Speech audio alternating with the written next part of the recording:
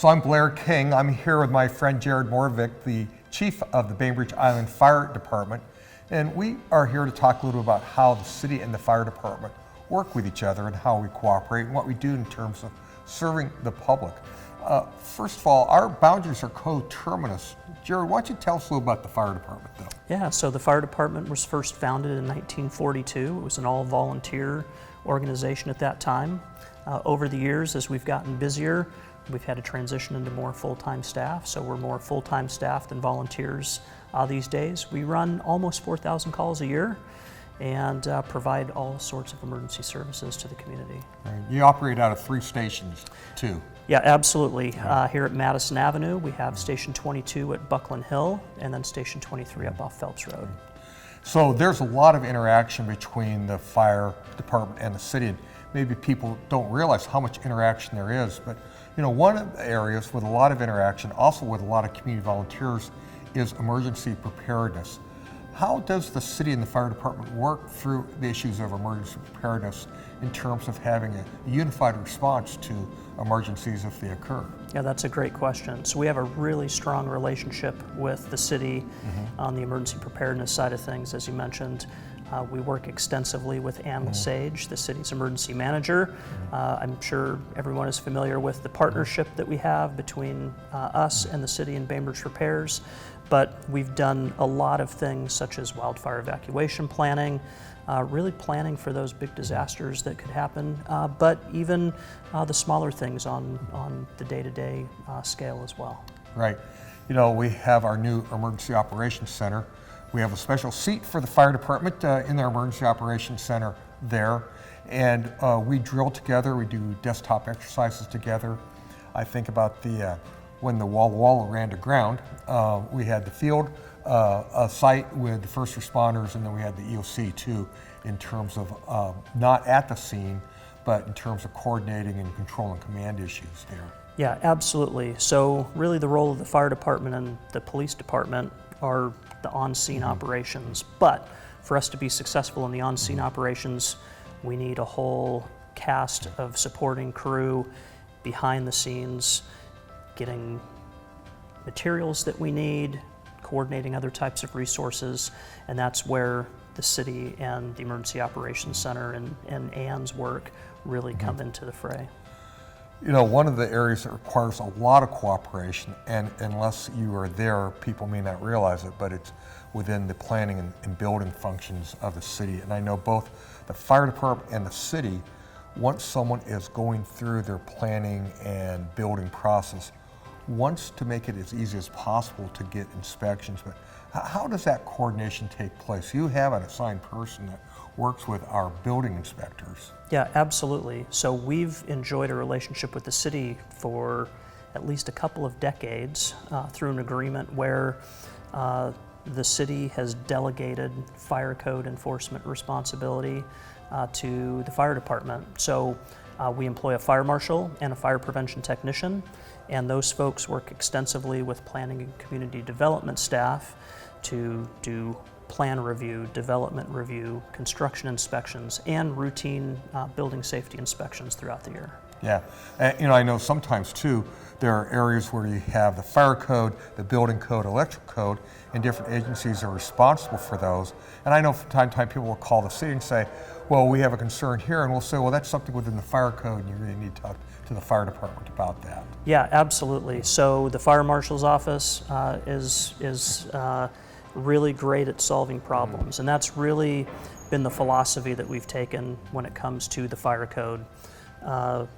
Just as the emergency responders go out and solve problems on the street, the fire marshal's office does the same thing of how are we able to get compliance with the code in such a way that we're going to ensure the safety of everybody in the building and the safety of the responders as well. Yeah, so we kind of mentioned the police department, but especially at the response level, the fire department, the police department, oftentimes in terms of a fire call, the police department is there for traffic control, helping out the fire department.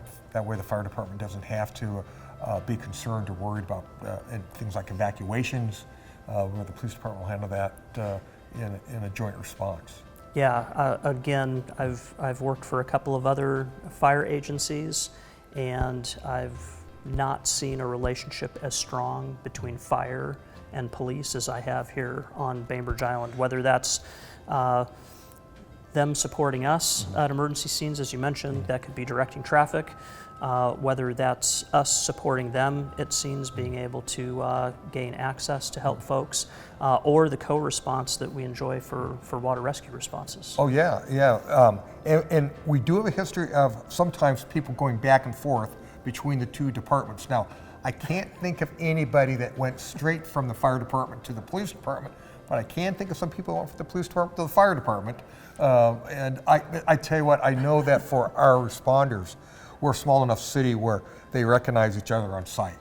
And a lot of times the big agencies, you don't have that kind of being real familiar with people, knowing who people are, being able to trust them because they see each other all the time and can really, and it benefits the public. Yeah. So something that you and I have talked about, and something that is an emerging issue, at least from my standpoint, is preparing the community for wildland fire response. We put out a little joint mailer, but that is an issue. We've had a long, drier summer, and from my background, that's a risk that we need to confront and face. I think that's an area of cooperation that we can continue to work on the city side. We're looking at our codes in terms of helping people, allowing people to create defensible space, and that's something that we're getting input from the fire department about what's needed to do that, to help, in the case of fire, to help people being able to control the spread of fire, or in terms of creating defensible space to protect structures. Yeah, and that's something that we really have appreciated, the partnership that we have with the city, where the city has code experts and are really the stewards of the municipal code, and the fire department are really the experts on the field for how fire works and things that we can do in order to have folks be able to protect their property and their homes, and being able to work in that symbiotic relationship to advance those topics moving forward has been going well so far. We still have a lot of work to do, Right. but I'm really looking forward to continue working together on that issue. One of the biggest projects, in fact, it's the most expensive water project the city has, is the replacement of our high water tank. And it's costing the city about $25.6 million. And it has a couple of purposes for that, including improving the quality of water. But one of them is also improving water pressure and for fire flows. And that's something that we want to do. And I think that project is on schedule. It will be completed.